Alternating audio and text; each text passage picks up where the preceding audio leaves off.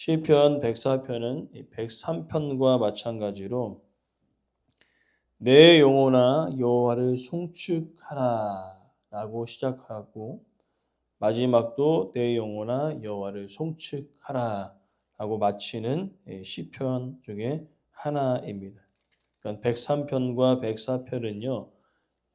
쌍둥이 시편처럼 처음과 끝이 같은 시편입니다. 그러나 내용은 다릅니다. 103편은 하나님의 긍휼을 강조하고 104편은 하나님의 위대하심을 강조하고 있습니다. 특별히 103편의 내용은 구원하시는 하나님을 찬송했다면 104편은 창조하시는 하나님을 찬송합니다. 그래서 104편의 주제는 구원이 아닌 창조입니다. 특별히 104편의 말씀은 창세기 1장의 내용과 비슷하게 전개가 되어집니다. 왜냐하면 하나님께서 천지 창조하셨던 6일의 시간이 오늘 본문은 시적으로 표현되어졌다는 거죠. 그러니까 창세기 1장이 명령으로 빛이 있으라, 땅이 드러나라, 바다가 생겨나라 명령이라면 104편은 그 명령을 이제는 시적으로 표현한 것입니다. 그래서 오늘 본문의 말씀을 통하여서 하나님의 그 위대하심과 또 선하심을 우리의 삶 속에서 날마다 찬양하기를 간절히 소망합니다. 먼저는 하나님의 위대하심을 찬양하는 내용이 1절부터 4절의 내용에 기록되어 있습니다. 다른 고대 설화는요, 신들이 많다는 겁니다. 빛을 창조한 신이 있고, 땅을 창조한 신이 있고, 바다를 창조한 신이 있다는 거죠. 그래서 그 영역 안에서만 활동이 가능한 거죠. 신화는 다 그렇습니다. 예를 들어서 하늘을 창조한 신이라고 이야기하면은 하늘만 관장하고, 땅을 창조한 신은 땅만 관장하고, 또 바다를 만든 데는 바다만 강정하는. 그래서 제우스, 하데스, 포세이돈 해서 각자의 영역 바깥에서는 그 힘을 발휘할 수 없는데 하나님은 그들의 신보다 완전히 다르다는 거죠. 하나님은 온 땅을 충만하셔서 우주, 만물, 그 다음에 비롯한 모든 것들을 혼자서 다 창조하신 하나님 되심을 선포하고 있는 것을 볼 수 있습니다. 그러면서 오늘 창세기 1장 말씀을 우리가 같이 묵상하면서 우리가 기억해야 될 것은 창세기 1장의 내용이 그대로 나타내지고 있는데 특별히 오늘 본문을 보니까요. 하나님께서 위대하시며 존귀와 권위로 옷을 입으셨다 얘기하고 있습니다. 그러니까 옷이라는 개념이 속성을 가리키는데 다른 어떠한 신들은요. 자신의 권위와 능력을 드러내기 위해서 뭔가를 합니다. 무언가를 활동을 해서 나의 위대함과 권위를 드러냈지만은 하나님은 뭔가 활동할 필요가 없거든요. 왜냐하면 이미 자체가 권위가 있으시고 이미 능력이 많으신 분이기 때문에 자신을 드러내기 위해서 엄청난 노력을 하실 필요가 없는 분이라는 거죠. 그것을 무엇으로 필요합니까? 위대하시다라고 표현한 거죠. 그러니까 위대하시다라는 그 개념은 그 어떠한 신도 범접할 수 없다는 겁니다. 그 하나님을 찬양하고 있는데 2절부터 4절의 내용을 보니까요. 하나님의 창조 사역의 첫째 날, 둘째 날을 생각나게 합니다. 첫째 날에 뭐 만드셨죠? 빛이 있으라. 2절 말씀에 빛이 나오고요. 그 다음에 3절과 4절의 내용을 보니까요. 물과 구름, 궁창을 만드신 그 일들. 즉 빛과 궁창과 물을 만드신 창조 사역의 첫째 날, 둘째 날을 시적으로 표현하고 있는 것입니다.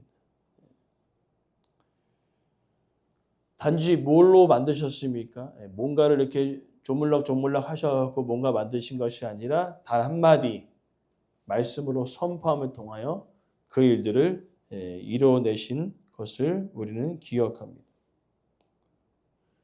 그리고 4절 말씀 보니까요. 바람을 자기 사신으로 삼으고 불꽃으로 자기 사역자를 삼으셨다.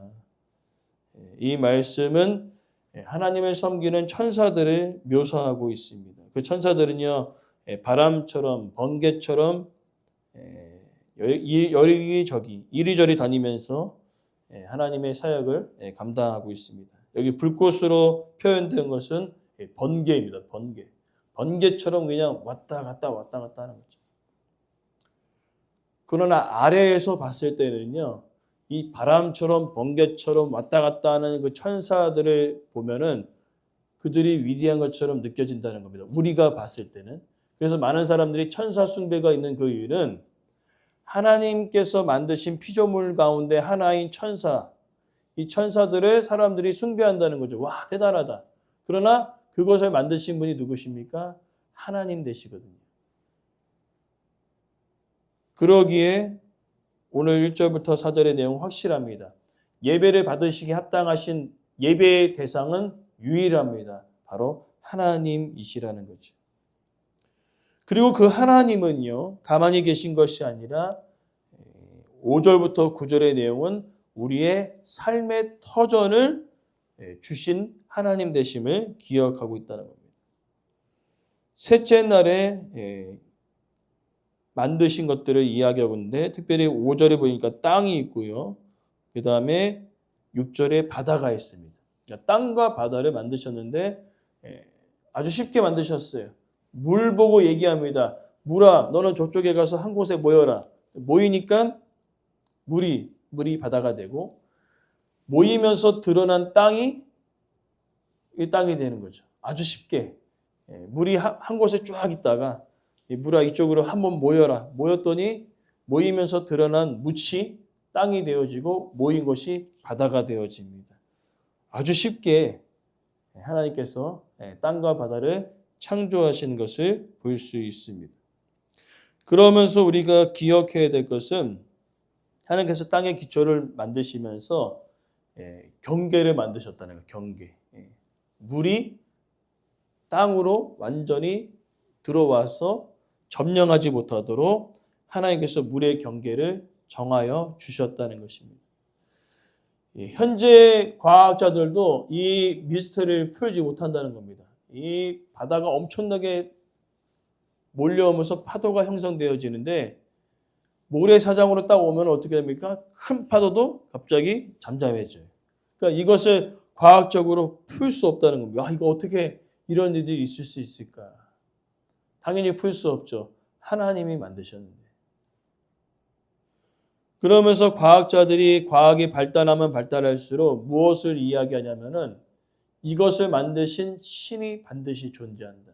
하나님이라고는 인정하지 않지만 신의 개념을 이야기한다는 거죠. 그리고 더 깊이 들어간 사람은요, 하나님을 오히려 믿게 되어지는 거죠. 야, 이 우주 만물을 움직이는 것들은 도저히 하나의 위대한 신이 그것을 붙들고 있다는 겁니다. 그 신이 기독교에서 말하는 하나님이시구나. 그러면서 오히려 깊이 들어가셨던 분들은 지금 현재 예수님을 믿는 위대한 과학자들이 많이 생겨나고 있다고 생각합니다.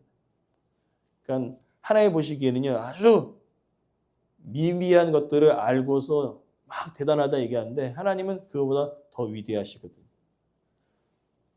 우리가 거할 삶의 터전을 만들어주신 분이시라는 겁니다.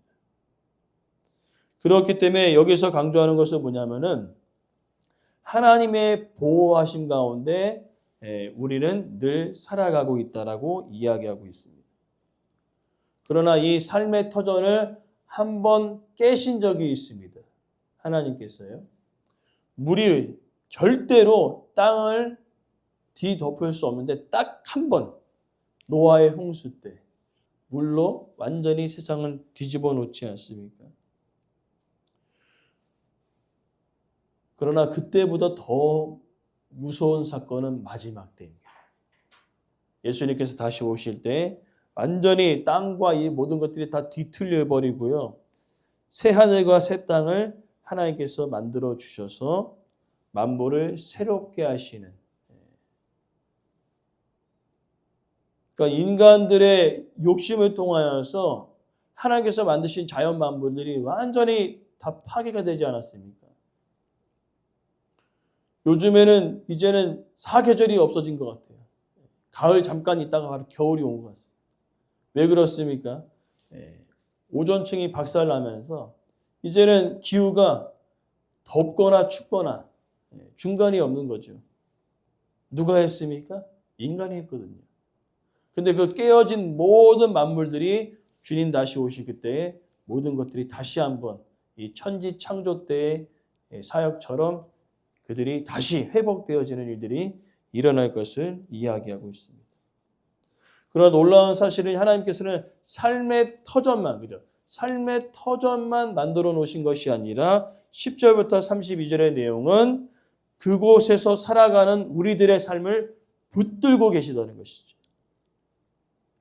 이 내용이 이제 셋째 날에 나무를 만드시고 꽃과 모든 동물들을 만들어 놓으시고 특별히 짐승과 사람들을 만들어 놓으셨을 때 그들에게 먹을 거리를 허락하신 그 하나님, 각종 동물의 갈증을 해소하기 위해 물을 공급해 주시고 그들의 먹을 것을 허락하신 그 하나님.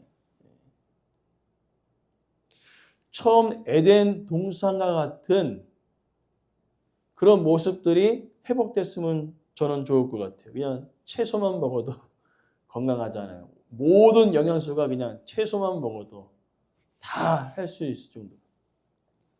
그러나 이제 노아 홍수 이후로는요, 이 기후가 바뀌었기 때문에 하나님께서 노아에게 말씀하시거든요. 짐승도 어느 정도 잡아먹어라. 왜냐하면은 추위를 견디기 위해서는 어느 정도의 기름이 필요하거든요. 아무튼 하나님께서는요, 삶의 터전을 만들어 놓으시고 내몰라라 하신 분이 아니십니다. 대부분 신화는 어떻게 되어 있냐면요, 뭔가를 만들어 놓고 뒤로 싹 빠지는 거죠. 그러니까 세상의 신의 개념들이 보니까 뭔가를 만들어 놓고 뒤로 싹 빠지는 거. 네 마음대로 편안하게 살아라 라고 얘기하고 있지만 하나님은 그런 하나님이 아니시는 거죠. 그러니까 천지 창조의 일을 생각하면서 7일에 안식하셨잖아요. 쉬셨잖아요. 마치 그 쉼이 완전히 그냥 창조 딱 해놓고 아무것도 안 하는 것처럼 느껴지는 뉘앙스가 있지만은 그 의미가 아닙니다. 우리를 위해서 안식일, 주일을 만들어 놓으신 거죠. 계속 일할 때가는 몸이 박살이 나거든요. 그러니까 우리를 위해 쉬라고 만들어 놓으신 그 날을 어떻게 해석합니까? 아유, 하나님께서 이제 다 만들어 놓으시고 이제 쉬는구나. 이 땅에서 전혀 우리의 삶과 관계가 없으시구나 라고 생각하게 만든다는 겁니다. 그러나 그 이유는 하나님이 쉬신 것이 아니라 우리를 위해 쉬게 하신 것이고요. 하나님은 지금도 동일하게 우리의 삶을 붙들고 계신 하나님 되심을 믿습니다. 그 내용이 10절부터 32절의 내용입니다. 이 내용까지 다 하게 되면 너무나 길어지기 때문에 집에 가셔서 한번 10절부터 32절에 어떻게 하나님께서 우리를 붙들고 계시는지를 함께 읽어보셨으면 좋을 것 같습니다. 그러면서 우리가 한 가지만 주목할 것은 그렇게 막 우리의 삶을 붙드시다가 이 시인이 참을 수 없었던 것 같아요. 야, 이건 하나님의 놀라우신 것들을 내가 참을 수 없다. 그래서 24절에 보니까요. 야, 가만히 있을 수가 없는 겁니다. 하나님을 찬양합니다. 여호와께서 주께서 하신 일이 어찌나 그렇게 많습니까? 주의 지혜로 그들을 지으셨습니다. 지으신 모든 것들이 땅에 가득합니다. 무엇이냐면 10절부터 32절의 내용이 하나님께서 우리의 삶을 붙드신 내용들을 쫙 이야기하다가 갑자기 견딜 수가 없어요. 야, 하나님께서 우리의 삶을 붙들고 계시다니. 그러면서 갑자기 24절에 하나님을 찬양하는 고백이 싹 들어간 것입니다. 더 이상 내가 이야기하다가 도저히 참을 수가 없는 거예요. 나를 위해서 함께 하신 하나님. 그래서 하나님을 찬양하는 내용이 24절에 잠깐 등장하는 것을 볼 수 있습니다. 그러면서 그런 모든 것들을 쭉 이야기하면서 우리가 주목해야 할 성경의 본문은 그렇다면 우리들은 어떻게 반응해야 되는가? 우리의 삶의 터전을 허락하시고 우리의 삶을 붙드시는 그 하나님께 우리는 어떻게 반응해야 되는가? 즉 104편의 핵심 구절은 오늘 읽었던 33절부터 35절의 내용이라는 겁니다. 모든 것을 창조하시고 우리의 삶의 터전을 만들어 주시고 그 삶의 터전 가운데 우리의 삶을 붙들어 주시는 그 하나님, 그 하나님께 우리는 어떻게 반응해야 합니까? 첫 번째, 찬양해야 될 줄 믿습니다. 33절의 내용.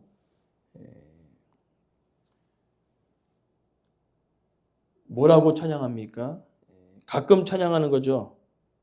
33절에 평생토록. 내 삶을 붙드시는 하나님 앞에 평생토록 내가 노래합니다.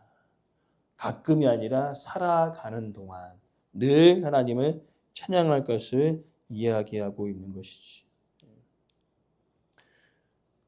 하나님께서 내 삶 가운데 베푸신 그 은혜를 생각하니까 평생토록 하나님을 찬양하고 싶다라고 고백한 것입니다. 그리고 두 번째는요, 즐거워한다라고 이야기하고 있습니다. 여기 우리가 중요한 것은요, 하나님께서 뭔가를 주신 것에 대하여 즐거워하는 것이 아니라 34절에 여호와로 말미암아. 우리가 신앙생활하면서 이것이 얼마나 중요한지 모릅니다. 뭔가를 주신 것에 대하여 즐거워하게 되면요, 때로는요 우리가 생각하는 것보다 하나님께서 주신 것이 때로는 늘 주시다가 때로는 고난과 환경과 어려움 통하여서 공급하심이 예전보다 못할 때가 있어요. 그럼 어떻습니까? 주신 것에 대하여 즐거워하는 사람은요, 이전에 누렸던 것보다 적어질 때에요, 하나님을 인정하지 않습니다. 찬양하지 않습니다. 즐거워하지 않습니다. 그러나 주신 분도 하나님이시고 가져가신 분도 하나님이시라는 것을 고백했던 욥과 같이 살아가면, 즉 여호와로 말미암아 즐거워한다면은 우리는요 즐거워할 수 있다라고 고백할 수 있는 것이죠. 그리고 마지막 세 번째 반응은 기대하겠다는 것이죠. 결국에는요 36절에 죄인들을 땅에서 소멸하시고 악인들을 다시 잊지 못하게 하시리로다. 우리가 이 땅을 살아가면서 배 아픈 이유가 무엇입니까? 안타까운 이유가 무엇입니까? 믿음 생활하는 사람들은 삶이 더 어려운 것처럼 느껴지고 악인들은 떵떵거리며 잘 먹고 잘 사는 것처럼 느껴지지만 마지막 때가 반드시 있다는 겁니다. 그러하기에 그들은 오늘 시편에 기대한다는 겁니다. 하나님, 내가 현재 지금 이렇게 어렵고 힘들지만은 하나님께서 이 모든 것을 마지막 때에 선하게 갚아주실 것을 나는 기대한다라고 고백하고 있는 것입니다. 그러니까 하나님께서 악인들을 심판하시는 날, 그 날의 의의는요, 회복의 날이 될 것입니다. 기쁨의 날이 될 줄 믿습니다. 오늘 말씀의 결론은 그것입니다. 하나님께서 우리의 삶을 다스리시고 우리의 삶의 터전을 만들어 주실 뿐만 아니라 우리의 삶을 붙들어 주신다는 겁니다. 그러나 그것을 잊고 살아가는 자들은요, 하나님을 찬양하지 않습니다. 하나님을 인하여 즐거워하지 않습니다. 기대하지도 않습니다. 아유, 뭐가 되겠나 절망한다는 것이죠. 그러나 하나님은요, 누구를 통해 일하시는가? 믿음으로 선포하며 기대하고 소망하며 하나님의 말씀을 붙들며 하나님을 인하여 즐거워하고 기뻐하는 자들을 통하여 하나님 이 시대에도 일하고 계신다는 것입니다. 오늘 우리가 그러한 자 되기를 간절히 소망합니다. 즐거워하고 기뻐하고 기대하고 주님께 나아가 기도할 때 하나님께서 우리를 통하여 놀라운 일들을 이뤄 가실 줄 믿습니다. 우리가 기대하며 기도하기를 간절히 소망합니다.